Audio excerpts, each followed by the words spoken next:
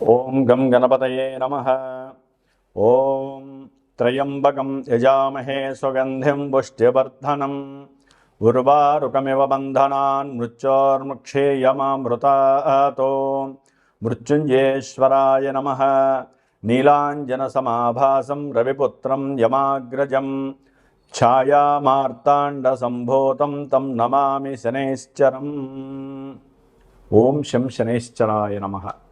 జ్ఞానసిద్ధిని వీక్షిస్తున్నటువంటి ప్రేక్షక మహాశయులందరికీ కూడా శని యొక్క అనుగ్రహము, మృత్యుంజయేశ్వరుడి యొక్క అనుగ్రహముతో మీరు పడుతున్నటువంటి కష్టాలన్నీ తొలగిపోయి ఎంతో ఆనందకరమైనటువంటి జీవితము శని భగవానుడు మీరు చేసే కర్మల ద్వారా ప్రసాదించాలని ఆశిస్తూ ముఖ్యంగా ఈ వీడియోని ఎవరైతే గనక స్కిప్ చేయకుండా పూర్తిగా చూడండి. అది ఎన్ని నిమిషాలు అనేది కాదు, ఎందుకంటే కాలాన్ని శాసించేవాడు, కాలం లోపల మనల్ని అందరినీ కూడా ఇబ్బందులు పెట్టేవాడు, ఆనందపరిచేవాడు శని భగవంతుడు మాత్రమే మనకున్న నవగ్రహాలలో. కాబట్టి ఆయన కొన్ని రాశుల వారికి మేషాది మీనరాశి పర్యంతము ఆయన పరిభ్రమించేటటువంటి కాలంలో ఇప్పుడు మార్పు కలుగుతోంది. జూలై 27వ తేదీ నుండి డిసెంబర్ 11 వరకు కూడా శని భగవంతుడు మీనరాశిలో రేవతి నక్షత్రంలో ఇప్పుడు జూలై 27వ తేదీ 2వ పాదంలో ఉండి వక్రించి అదే రాశిలో ఆయన యొక్క కిరణాల ప్రభావము ముందు రాశుల మీద తక్కువగా పడేటటువంటి సమయం. దాదాపుగా అక్టోబర్ 9వ తేదీ వరకు కూడా రేవతి నక్షత్రం 1వ పాదం అంత్యం వరకు ఉండి తర్వాత తన యొక్క సొంత నక్షత్రమైనటువంటి ఉత్తరాభాద్ర నక్షత్రంలోకి ప్రవేశించి డిసెంబర్ 11 వరకు కూడా కొన్ని రాశుల వారిని అతలాకుతలం చేస్తూ ఆల్రెడీ ఏలినాడు శని, అర్ధాష్టమ శనిని అనుభవిస్తూ ఎవరికైతే శని మహర్దశ, శని అంతర్దశలు, విదశలు జరుగుతున్నాయో, ఎవరైతే మకర రాశి, కుంభరాశి, లేకపోతే మేషరాశి, మీనరాశి, సింహరాశి, అట్లాగే ధనస్సు రాశి, కన్యారాశి, ఇట్లా ఏలినాటి ఇలాంటి శని ప్రభావాలు ఎవరైతే తీవ్రంగా ఎదుర్కొంటున్నారో వారందరికీ కొంత ఓదార్పుని, కొంతమందికి అంటే భావాల పరంగా ఆయన యొక్క దృష్టి తగ్గడం ద్వారా విశేషమైనటువంటి కారకత్వాలతో ఆయన ప్రయాణం సాగుతూ ఉంటుంది. కాబట్టి చివరి వరకు వినండి. దాని ద్వారా మీకేం జరుగుతోంది, మీ జాతకంలో అసలు ఈ శని అనేవాడు పాపగ్రహమా, పుణ్యగ్రహమా, ఆయన ఇచ్చే ఫలితాలు ఇప్పుడు ఎలా ఉంటాయి. ఇప్పుడు ఎంతోమంది ఆరోగ్యపరంగా తీవ్రమైనటువంటి సమస్యలు అనుభవిస్తూ ఉంటారు. హాస్పిటల్స్, ధనము ఖర్చు అవ్వటము, మానసిక అప్రశాంతత కలగటము, ఉద్యోగాదుల్లో ఎన్నో రకాలైనటువంటి సమస్యలు, ఉద్యోగం వెతికే వాళ్ళకి ఉద్యోగం దొరక్క, ఉద్యోగం ఉన్నటువంటి వాళ్ళకి ఉద్యోగం లోపల ఎన్నో రకాలైనటువంటి భారీ మార్పులు, ప్రమోషన్స్ వస్తాయనుకుంటే అవి రాక డిప్రెషన్స్కి వెళ్ళిన వాళ్ళు, అసలు ఉద్యోగం చేస్తూ ఉన్నటువంటి పోయిన వాళ్ళు, అట్లాగే ఇలాంటి కర్మలు, ఉద్యోగానికి సంబంధించిన కర్మలన్నీ కూడా ఎవరికి ఎన్ని రకాల సమస్యలు ఉన్నాయో వృత్తి ధర్మంలో, అది ఒక పెద్ద రాజకీయ నాయకుడి నుంచి చిన్న కార్మికుడి వరకు కూడా శని ఫలితాలు ఒకేలా ఉంటాయి. ఎప్పుడు వారి యొక్క జన్మజాతకంలో లగ్నరీత్యా శని మంచివాడా చెడ్డవాడా ఇది గనక గమనించి అక్కడ శని వక్రించి ఉంటే ఫలితాలు ఏంటి, వక్రం లేకుండా రుజుమార్గంలో ఉంటే ఆయన ఏం చేస్తాడు, ఆయన దృష్టిల ప్రభావం ఏ రాశుల మీద పడితే ఆ లగ్నం వాడికి, ఆ రాశి వాడికి ఇప్పుడు ఆయన వక్రించడం ద్వారా ఏ ఫలితాలు తీవ్ర రూపం దాలుస్తాయి, ఏ ఫలితాలు వారికి అనుకూలమైన ఫలితాలు కలుగుతాయి. ఇట్లా చాలా మిస్టీరియస్గా అంతర్గతమైనటువంటి సిస్టమ్ని ఆపరేట్ చేసేటటువంటి ఆ యొక్క శనిగ్రహము వక్రిస్తున్నాడు.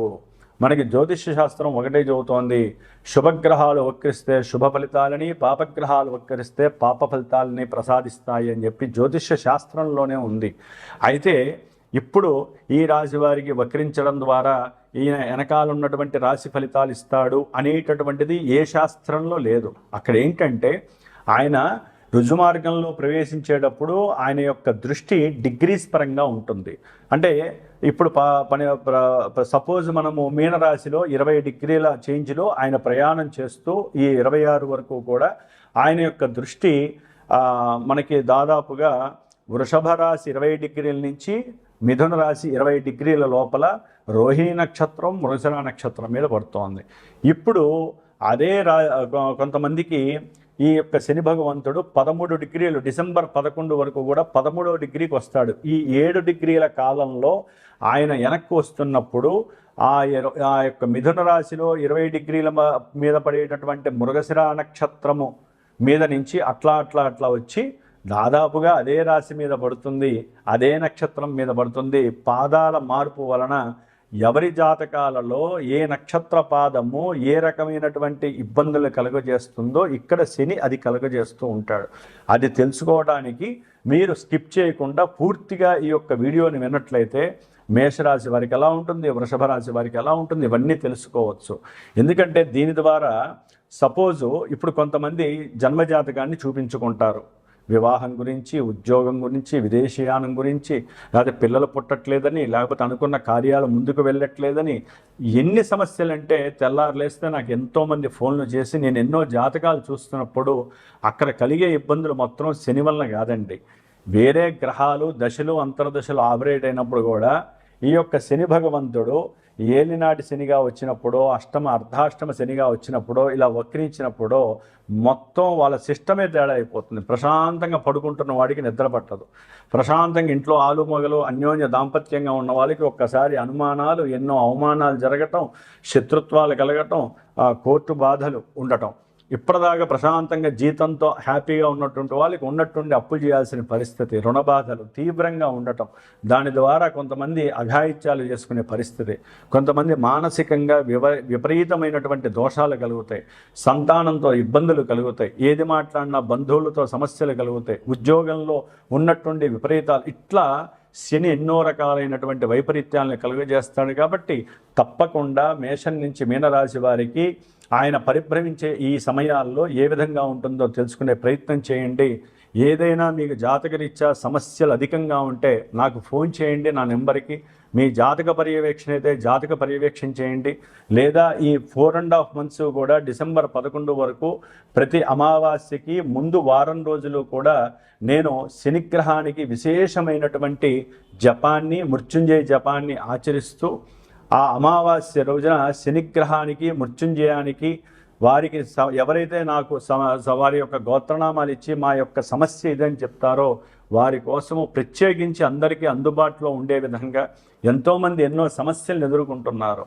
ఉన్నవాళ్ళు చేయించుకుంటున్నారు, లేని వాళ్ళు కొన్ని చేయించుకోలేని పరిస్థితి, జపతపాదులు. కాబట్టి అందరి కోసము ఉన్నంతలో నా యొక్క శ్రీమాత జ్యోతిషాలయ పీఠం తరపున నేను ప్రత్యేకించి శ్రద్ధగా వారం రోజులు శనికి 19,000 సార్లు జపసంఖ్య చేసి క్షీరదర్పణాలు వదిలిపెట్టి ఆయన యొక్క హోమాన్ని అమావాస్య రోజు చేసి గనక ఇది ప్రతి నెల కూడా అమావాస్యకి ముందు వారం పాటు వస్తుంది. శ్రావణ మాసంలో విశేషంగా 19 రోజులు చేస్తున్నాను.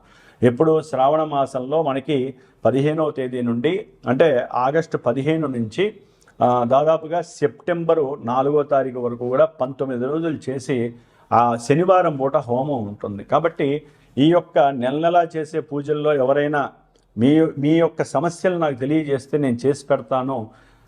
అట్లాగే విశేషంగా జన్మజాతక రీత్యా వెళ్తే మనకి అసలు యాటిట్యూడ్ ఏంటి, అసలు మన జీవితంలో మన జాతకంలో ఏం జరుగుతుందో విశేషంగా తెలుసుకునే అవకాశం ఉంటుంది. కాబట్టి జాతక పర్యవేక్షణ పరంగా నన్ను సంప్రదించినా నేను మీకు తెలియజేస్తాను. విశేషంగా ఇలాంటి పూజకి ఎవరైనా సరే ఎవరి కర్మస్థితి వారిది, ఎవరి గోత్రము, ఎవరి పేరు, ఎవరి నక్షత్రము, దాని పరంగా వారి యొక్క కర్మ ఏ విధంగా జరుగుతుందో దాన్ని నివృత్తి చేయడానికి నా వంతుగా మంత్రప్రయోగాన్ని చేస్తూ చిన్న స్వామివారికి సంబంధించినటువంటి వైబ్రేషన్ థియరీ ప్రకారం ఉన్నటువంటి సంఖ్యలని చిన్న రాగి రేకు మీద అభిషేకం చేసి హోమం చేసి ఆ రాగి రేకు మీకు పంపించే ప్రయత్నం చేస్తాను హోమ భస్మం ద్వారా. అది గనక మీ దగ్గర పెట్టుకున్నట్లయితే శని బాధలు మిమ్మల్ని టచ్ కూడా చేయవు. మరి ఇప్పుడు మేషం నుంచి మీనరాశి వరకు ఏ విధంగా ఏ రాశుల వారికి ఉంటాయో ఉన్నంతలో క్లుప్తంగా చెప్పుకుందాము. ప్రతి నెలా దీని గురించి చర్చించుకునే ప్రయత్నం అయితే మనం చేస్తూనే ఉందాము. ఓం శనేశ్వరాయ నమః, ఓం మృత్యుంజయేశ్వరాయ నమః. ధనుస్సు రాశి.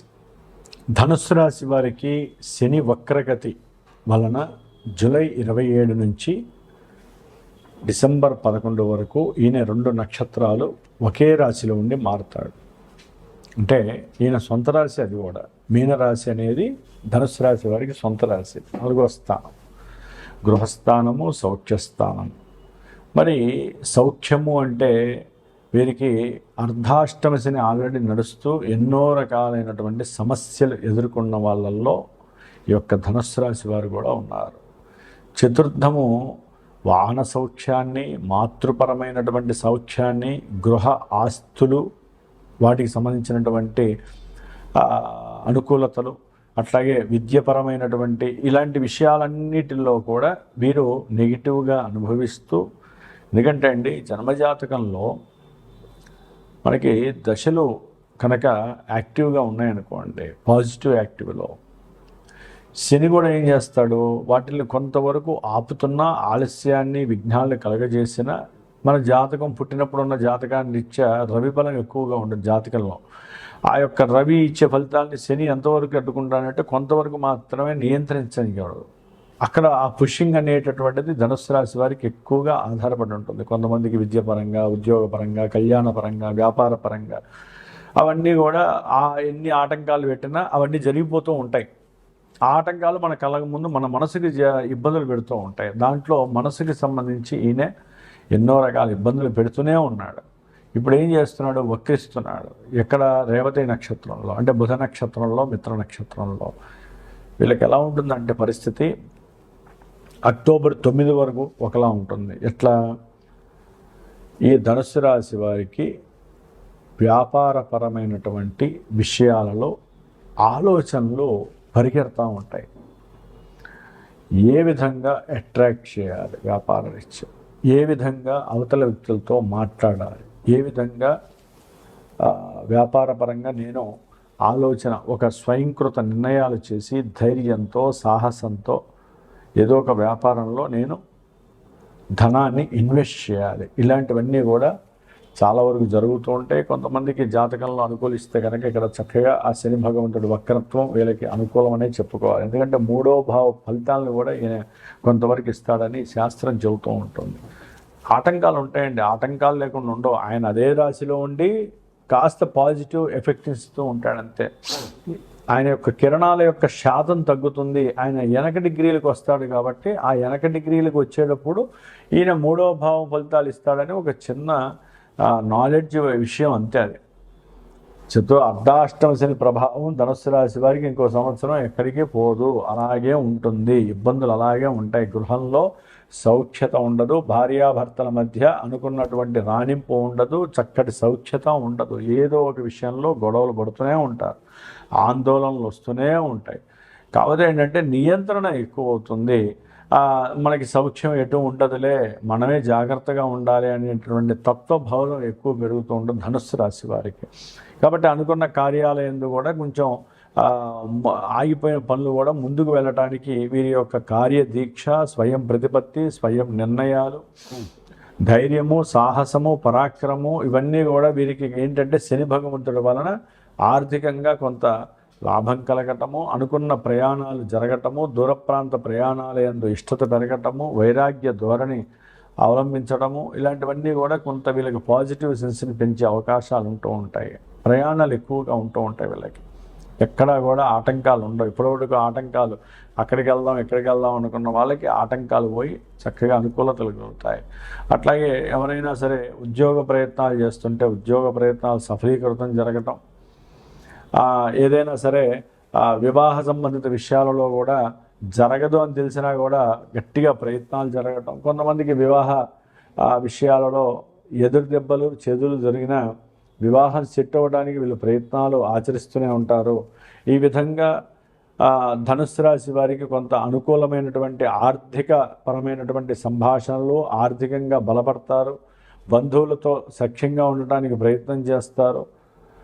అట్లాగే వీరు ధైర్యంతో చేసేటటువంటి సాహసోపేతమైన స్వయం ప్రతిపత్తి నిర్ణయాలన్నీ కూడా ఒక కుదింపుకు వచ్చి అనుకూలమైనటువంటి భావనలు కలుగుతాయి.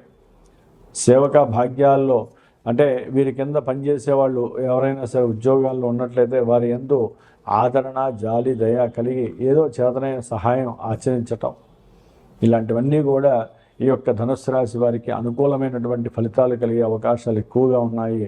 కాకపోతే ఏంటంటే అర్ధాష్టమ శని దోషం తొలగిపోవటానికి జన్మజాతకంలో అసలు దశలు అంతర్దశలు మంచిగా జరిగితే ఇవన్నీ జరుగుతాయి, లేకపోతే కొంత నెగిటివ్ ఎఫెక్ట్సే ఉంటాయి ఈ విషయాల్లో. కాబట్టి ముందు జన్మజాతక పర్యవేక్షణ చేయించుకునే ప్రయత్నం చేయండి. ఎక్కువ ఇబ్బందులు ఎవరైనా పడుతున్నట్లయితే, లేకపోతే ఏదీ లేదు అనుకున్న వాళ్ళు, జాతక లేదు అనుకున్న వాళ్ళు ఆ యొక్క పరిహారాల్లో మీరు కూడా పార్టిసిపేట్ అయ్యి ఆ యొక్క శనిగ్రహ యంత్ర రక్ష ద్వారా కొంత ప్రయత్నాలు ముందుకు వెళ్ళటానికి, శత్రు రోగ రుణ విముక్తి జరగడానికి, వివాహాల్లో ఆలస్యం లేకుండా ముందుకు వెళ్ళటానికి, ఇట్లా ఎన్నైతే శని వలన ఆటంకాలు కలుగుతున్నాయో, అర్ధాష్టమ శని దోషాలు ఎక్కువగా ప్రయాణాల్లో ఆటంకాలు, ప్రయాణాల్లో ప్రమాదాలు ఇట్లాంటివి ఎన్నో జరుగుతున్నాయో వాళ్ళందరికీ కూడా శని యొక్క అనుగ్రహం కలుగుతుంది. ఓం శం శనేశ్వరాయ నమః.